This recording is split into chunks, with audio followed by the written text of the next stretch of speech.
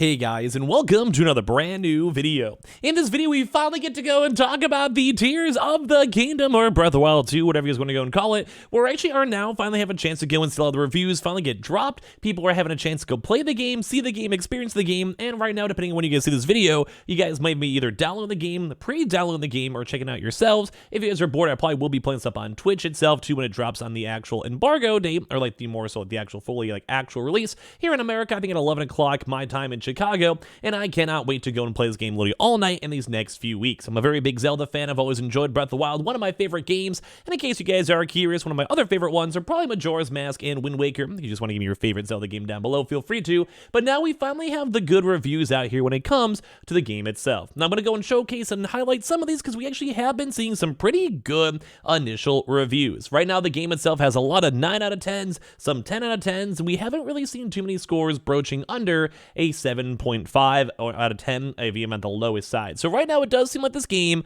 seems like one of those games that probably should be bought. So I'm going to give you guys thoughts, give you guys a lot of reviewers feedback who kind of given a lot of hours into the game itself. We'll give you a little bit of like a pre-spoiler review, then maybe a little bit more of an in-depth, maybe potentially spoiler one afterwards. I'll let you guys know in the video. And as well, if any of you guys are also just checking this out, we have a brand new Samsung promotion working on right now. I'll have that link down below in case you guys do want to go and check that out and get a bunch of really awesome good sales the next 3 days or so. Samsung has a bajillion different products. We're going to be working with them for these next few days, so that's linked down below. We have the Twitter and Twitch room down below if you guys want to hang out and chill and subscribe with the notifications on. And if you guys see this video in the next few days or whatever it might be, let me know because, well, Zelda is going to be a pretty fun experience. So, very first and foremost, I want to highlight some really quick things. The initial reviews have been good. Now, I'm sure you guys could probably go and tell some of the, I think, initial issues people have had. Number one has been on the optimization of the console. Now, as you guys know, the Switch itself is not going to be running games at 60 FPS, 144 hertz, or whatever it might be, or even in 4K. Just the Switch is not possible.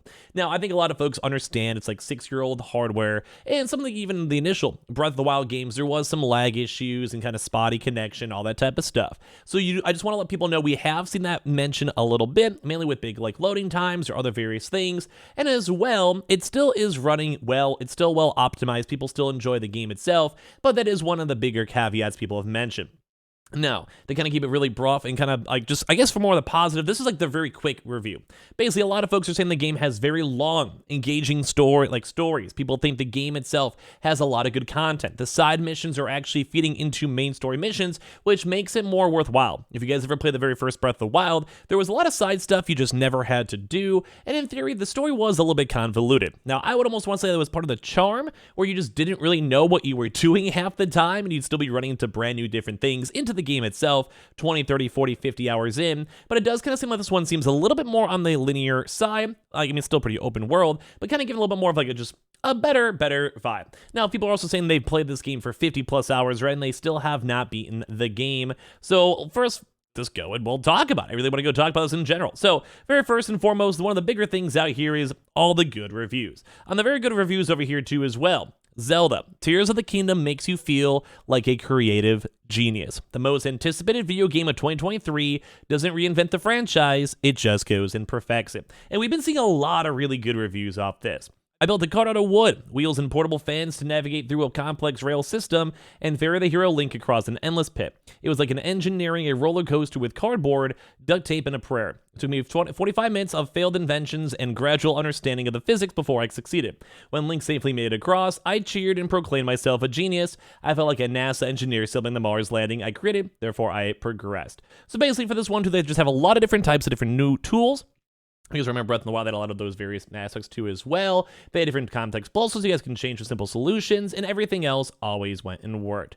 So, I don't know, it's just nice. It seems really cool so far. They say Tears of the Kingdom is a miracle of engineering and elegant artifice, especially since it runs on aging, decade-old technology inside the Nintendo Switch. And that's how a lot of folks have still been like just push on this one, where it could have looked a lot nicer. We really should have had a Switch Pro, I think, lined up for this game. I think if there wasn't any semiconductor issues, you would have probably had it, but even then still. It says unlocks parts of your creativity, forcing you to use elementary knowledge of physics and chemistry to overcome challenges.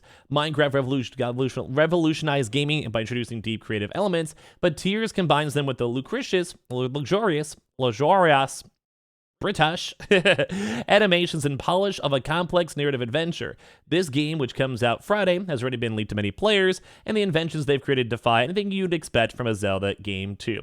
Now, I don't want to give you guys too much of like the bigger deets, but basically everyone's saying how much they like the game. They like the vibe, that there's upper layers, lower levels, and basically like you could also revisit a lot of the old school style games, but as well the old school style game itself has a lot of extra things that were added. Like it's not just a one-to-one, just copy paste. There was other things also tied on in. So basically say in each temple, Link will find a companion with a unique skill, not only necessary to solve that temple, and both stay with him throughout the rest of the game. Although in 2017's Breath of the Wild gives you every tool needed to solve the game in the first hour, in Tears, it actually reintroduces the traditional power creep, which I kind of like a little bit more as well. So by the end of the game, you'll be armed with abilities such as conjuring a gust of wind to glide faster, or triggering a rolling attack to remove brittle walls and rocks to unveil secrets. So instead of just being like, hey, here's the game, figure it out, which I did enjoy, but at the same time didn't from the prior game, I'm still sitting here thinking like, well, I do like the idea of it having a little bit more of like a step-by-step progression, so you know you can and cannot get done. They also say each temple also comes with the warm-up adventure of sorts themed to that region, much like Skyward Sword on the Wii does. Approaching the Fire Temple requires an adventure in, under, and around a volcano, which kind of reminds me too as well of even, I'd maybe say like more of a Majora's Mask, or also pretty much every game, Wind Waker, etc. I feel like that's like one thing that was kind of missing in Breath of the Wild. One such quest involves climbing up to the sky so high, he was terrified of Link punching through the atmosphere into space, as I was with him plummeting to death too as well. They also said the game is also double the size of Breath of the Wild. Islands, caves, and dungeons dot the sky, while an underground region as well rests below the land of Hyrule too, as we kind of probably saw through the trailers. It's a pitch-black network of caves and ancient ruins that is also dark mirror of the overworld. By the end of my 60-hour run through the main quest, you haven't even found half of the 199 side adventures available, let alone complete even a quarter of them. While Breath redefined what massive open-world games can be as a relatively empty of scripted adventure. Not so with Tears, where seemingly every character in the world has purpose, or as they add to more context to a mystery, or lead you to even more adventure. So basically, it just kind of seems like everything is a better version of Breath of the Wild so far. More content, more characters, more like progression, more of an actual like cognizant linear progression too as well. So the most disappointing thing though about Tears, it retains the Breath of the Wild structure of having 150 puzzle shrines all over the map, which I do think kind of got a little bit dated after a while. Players can visit each of the 4 main regions and find triggers that show cinematic depictions of past events. While all these details are significantly better, more detailed, and more rewarding than the last game, the experience won't feel as fresh and revolutionary as it did in 2017. So they are still reusing some of the older assets, which is a little bit on the annoying side, but it is obviously a sequel in the same exact plane. It's kind of like, it makes sense. It's understandable why they would keep that with that too as well. There are also some fantastic music too, on top of that with even bigger worlds. So we're seeing that the game itself is just one of the, like, it's just a big game. A lot of people are going to like it. I'm going to love it, most likely. I love Zelda games.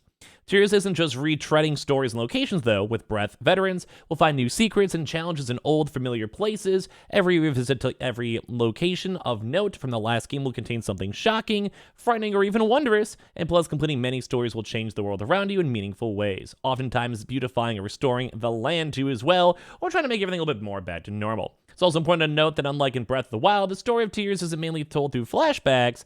The residents and villains of Hyrule all take a direct active role, which I think a lot of folks would appreciate, because in Breath of the Wild, the landscape was very barren, you had to figure it out. This one's more of like, bro, you're in the gusto of it, you gotta figure it out in the first place. They say the side quests aren't just here, go fetch this, instead they are full stories with completed relationships and are often drenched with consequence. These side stories range from becoming a literal newspaper journalist to meddling in a small-town election.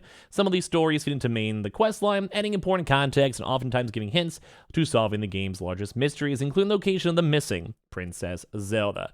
Now, there's been a lot of big things too, because they also say like, hey, like this game has been big, it's been great, it's awesome. And if you really like this series, you're gonna love the game itself too as well. Although I'm sure some folks might be kind of like, they have some other different things, or they may not like it over time. Because we have also seen other people saying like, hey, like it's the same idea, which is less wonder. So like, there has still been critiques. I think a lot of folks are giving this game like a great score, at least of a 9 out of 10, 10 out of 10. But like, yeah, at the end of the day, it just kind of seems kind of weird, because just a lot of folks are like, well, it could be good, which I'm hoping it's going to be good, but some folks are also going to be kind of curious and kind of concerned at the fact that it might just be too much of a rehash, and it might be too much of the same exact game, which is a slightly different world, etc., etc. Now, I'm okay with more Zelda. Like, in my mind, I'm cool with more Zelda. I would live with it, I would roll with it, I don't mind it at all in any capacity. So I'm okay with it. And I'm going to be very hyped up to go play this game myself. But if you guys go and check this one out, or you guys have had a chance to check it out, let me know in the comment section down below your thoughts and comments. Or if you guys even come back to us the next few days, let me know. And I'd love to go talk about it a lot more as well. So if you guys are bored, I'll probably doing up on Twitch. Link down below. We have the Twitter too as well if you guys want to follow. Definitely go check out the Samsung deals as well that are also down below for the next few days. Leave a like, your thoughts. I appreciate you guys all so much for watching in the first place.